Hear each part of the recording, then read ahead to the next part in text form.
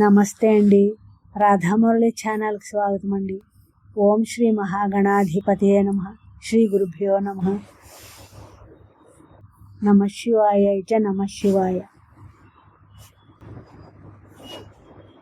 ఐంకార హ్రీంకార రహస్యయుక్త శ్రీంకార గూఢార్థ మహావిభూత్యా ఓంకారమర్మ ప్రతిపాదినేభ్యాం నమో నమః శ్రీ గురుపాదుకాభ్యాం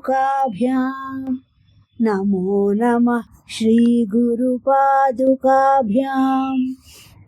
శివానందలహరి 53వ శ్లోకం అండి. ఆకాశేన శిఖీ సమస్తఫణినాం నేత్రాకలాపి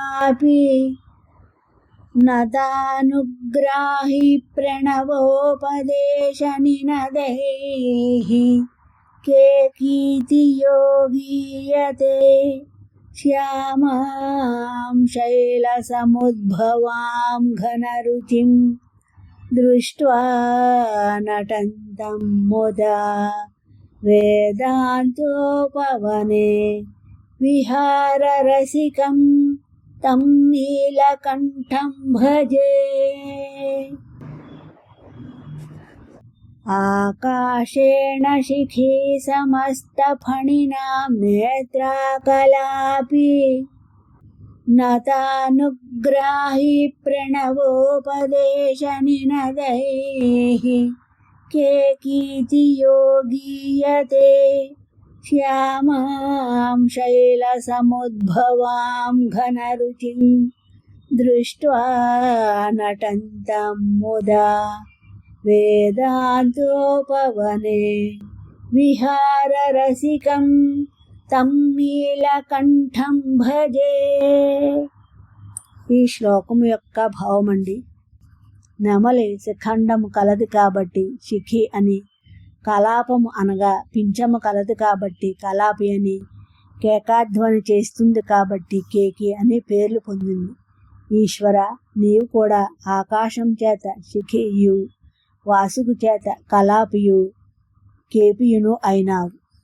ఇది కాక నెమలి పర్వతమందు పుట్టిన మేఘకాంతిని చూసి ఆనందంతో నృత్యం చేస్తుంది. నీవు కూడా హిమవత్ పర్వతమునందు ఉదయించి మేఘకాంతితో ఒప్పే ఆ శ్యామలాంబను చూసి ఆనంద నృత్యాన్ని చేస్తావు. నెమలి ఉద్యానవనమందును, నీవు ఉపనిషత్ ఉద్యానవనమందును ఆనంద సంచారం చేస్తారు. నెమలియును నల్లని కంఠం గల నీవును నీలకంఠులే. మొత్తముపై వ్యోమకేశుడును నాగభూషణుడును ప్రణవోపదేశంలో భక్తులను అనుగ్రహించువాడును పార్వతీ వల్లభుడును వేదాంత వేద్యుడును అయిన నీలకంఠుని భజిస్తానని సారాంశం. నా ఈ శ్లోకం మీ అందరికీ నచ్చినట్లయితే లైక్ చేయండి, షేర్ చేయండి, కామెంట్ పెట్టండి, సబ్స్క్రైబ్ చేయండి. మీ రాధ.